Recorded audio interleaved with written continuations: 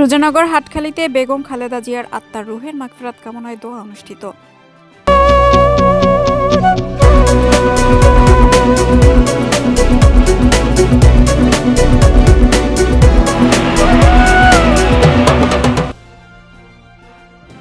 আসসালামু আলাইকুম। এডিপি বাংলার সংবাদে সবাইকে স্বাগত জানাচ্ছি। আমি সুমা আহমেদ। নিজস্ব প্রতিবেদক শেখ রুবেল আহমেদের পাঠানো তথ্যচিত্রে দেখুন বিস্তারিত। পাবনা জেলার সুজানগর উপজেলার হাটখালী ইউনিয়নে বিএনপির সাবেক চেয়ারপারসন বেগম খালেদা জিয়ার আত্মার মাগফিরাত কামনায় দোয়া মাহফিল অনুষ্ঠিত হয়েছে। 17 জানুয়ারি শনিবার বাদ আসর জাতীয়তাবাদী মুক্তিযোদ্ধা প্রজন্মের হাটখালী ইউনিয়ন শাখার আয়োজনে সুজানগর উপজেলা যুবদলের যুগ্ম আহ্বায়ক শফিউল আজম শফির সঞ্চালনায় জাতীয়তাবাদী মুক্তিযোদ্ধা প্রজন্মের হাটখালী ইউনিয়ন শাখার প্রস্তাবিত সভাপতি আব্দুল মান্নানের সভাপতিত্বে প্রধান অতিথি হিসেবে উপস্থিত ছিলেন জাতীয়তাবাদী মুক্তিযোদ্ধা প্রজন্মের পাবনা জেলা শাখার আহ্বায়ক মোহাম্মদ নজরুল ইসলাম। উপস্থিত মুক্তিযোদ্ধা প্রজন্মের পাবনা জেলা শাখার সদস্য সচিব আলাউদ্দিন আহমেদ। উপস্থিত ছিলেন জাতীয়তাবাদী মুক্তিযোদ্ধা প্রজন্মের পাবনা জেলার যুগ্ম আহ্বায়ক শেখ রুবেল আহমেদ। উপস্থিত ছিলেন হাটখালী ইউনিয়ন বিএনপির নেতা হাবিবুর রহমান হবি। উপস্থিত ছিলেন হাটখালী ইউনিয়ন বিএনপির নেতা মোহাম্মদ সাগর প্রফেসর, হাটখালী ইউনিয়ন বিএনপি নেতা হুমায়ুন কবির চাঁদ, হাটখালী ইউনিয়ন বিএনপি নেতা আব্দুর রউফ মুন্সি, সুজানগর উপজেলা জাতীয়তাবাদী মুক্তিযোদ্ধা প্রজন্ম দলের আহ্বায়ক মোহাম্মদ জাহাঙ্গীর আলম, সিনিয়র যুগ্ম আহ্বায়ক মোহাম্মদ শিপন মিয়া, সুজানগর উপজেলা জাতীয়তাবাদী মুক্তিযোদ্ধা প্রজন্মের সম্মানিত সহসভাপতি মোহাম্মদ আবু ইউসুফ, সুজানগর বেড়া সাথিয়ার জাতীয়তাবাদী মুক্তিযোদ্ধা প্রজন্মের নেতৃবৃন্দ। এছাড়াও উপস্থিত ছিলেন বিএনপির এবং অঙ্গ সহযোগী সংগঠনের নেতৃবৃন্দ। এ সময় বক্তারা আগামী জাতীয় সংসদ নির্বাচনে সবাইকে ঐক্যবদ্ধভাবে বিএনপির মনোনীত প্রার্থী পাবনার যে 5টি আসন আছে সকল আসনের ধানের শীষের পক্ষে কাজ করার জন্য আহ্বান জানান।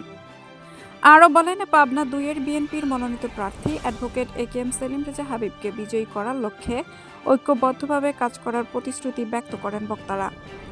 এ সময় সংক্ষিপ্ত আলোচনা শেষে বিএনপির চেয়ারপারসন বেগম খালেদা জিয়ার আত্মার রুহের মাগফিরাত কামনা শেষে দোয়া অনুষ্ঠিত হয়। দোয়া পরিচালনা করেন বেড়া উপজেলা জাতীয়তাবাদী মুক্তিযোদ্ধা প্রজন্মের সদস্য সচিব মহিবুল ইসলাম। দোয়া শেষে আগত নেতাকর্মীদের তবারক বিতরণ করা হয়।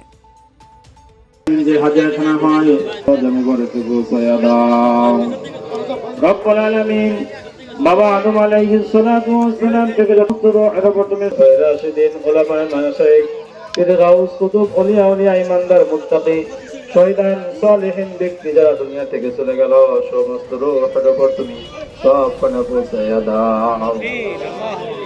উপস্থিত আমরা যারা হাত গ্রহণ করলাম কার মা নাই কার বাবা নাই রব্বুল আলামিন ভাই নাই ব্রাদার নাই আত্মীয় পিতা মাতাদের অন্তঃপায়ের কবরে সেই রব্বুল আলামিন সমস্ত রূহের উপর তুমি সব পানা পৌঁছায়া দাও।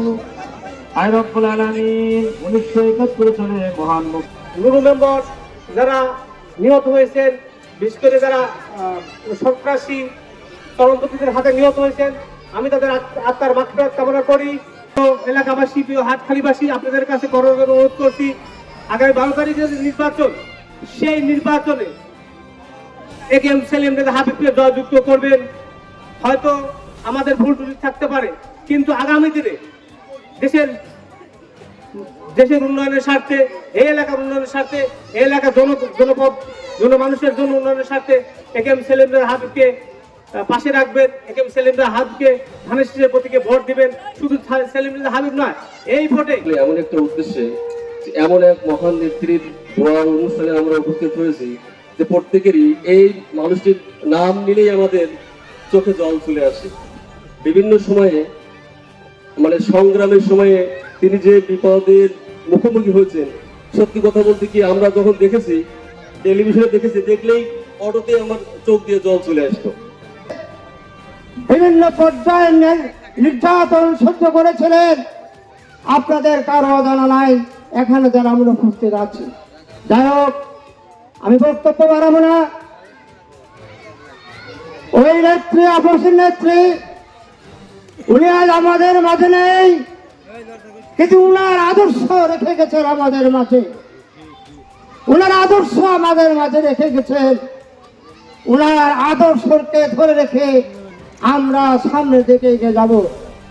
যদি সত্যিকার আমরা ওনাকে ভালোবেসে থাকি, দেশের যদি আমরা মঙ্গল চাই, সামনের দিনে ওনার আদর্শকে পুঁজি করে আমরা যার যার অবস্থান থেকে নিজের বাড়ি, নিজের ঘর, নিজের পাড়া প্রতিবেশী সবাইকে নিয়ে একসঙ্গে হিংসা বিদ্বেষ সব ভুলে গিয়ে আমরা আগামী ত্রয়োদশ জাতীয় সংসদ নির্বাচন 12 তারিখে সেই নির্বাচনে আমাদের পাবনা 2-এর মনোনীত প্রার্থী, আমাদের বিএনপির মনোনীত প্রার্থী তার শরীর হিসাবে রাজনীতিতে পদার্পণ করেন এবং তিনি এই রাজনীতি থাকা অবস্থায় 80 বছর হায়াত নিয়ে দুনিয়াতে ছিলেন।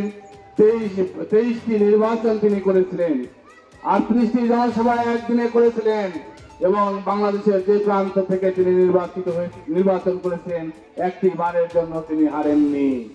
তো ভালো লাগার কোনো কিছু নেই, যেটা আপনারা সকলেই জানেন যে আমাদের এখন প্রতিপক্ষ দল জামাত। দেশনায়ক তারেক রহমানের নেতৃত্বে, আপনাদের নেতৃত্ব মেনে এবং সংগঠনের সমস্ত আইন বিধি মেনেই এই দল করতে হবে।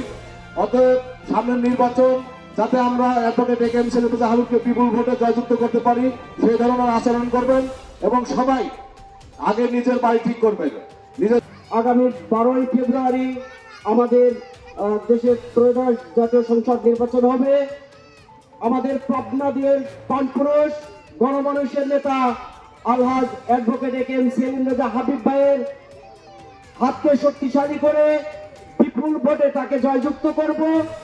ধন্যবাদ জানাই এই মুক্তিযোদ্ধা প্রজন্মের সকল নেতা কর্মীকে আমাকে এখানে আসার জন্য দাওয়াত দিয়েছেন। তবে সত্যিকারে আজকে এখানে অ্যাডভোকেট এ.কে.এম. সেলিম রেজা হাবিব, তার হাতকে শক্তিশালী করতে হবে। তার হাত শক্তিশালী হলেই জনাব তারেক রহমানের হাত শক্তিশালী হবে। জনাব তিনি হচ্ছে আকস্মিক ব্যক্তি, তার মন ছিল সমুদ্রের মতো, তার চিন্তা চেতনা ছিল দার্শনিক, যিনি ভবিষ্যৎ দেখতে পেতেন যে আগামী দিনে ভবিষ্যতে কি হবে। শুধুমাত্র একটা কথা বলি, তার কাছে যদি কোনো মন্ত্রী এমপিরা কোনো কাজ নিয়ে যেত বা কেউ কোনো উদ্যোগের কথা বলতো, তিনি টাকার কথা বলতেন না। টাকা কোনো সমস্যা না, দেশ উন্নয়নের জন্য কেউ যদি তার মতামত দেন তিনি পাইত হয়েছে। হ্যাঁ, তার জন্য তো আমরা কিছুই করতে পারিনি। এখন আমরা তার জন্য একটু দোয়া করবো, এই উদাত্ত আহ্বান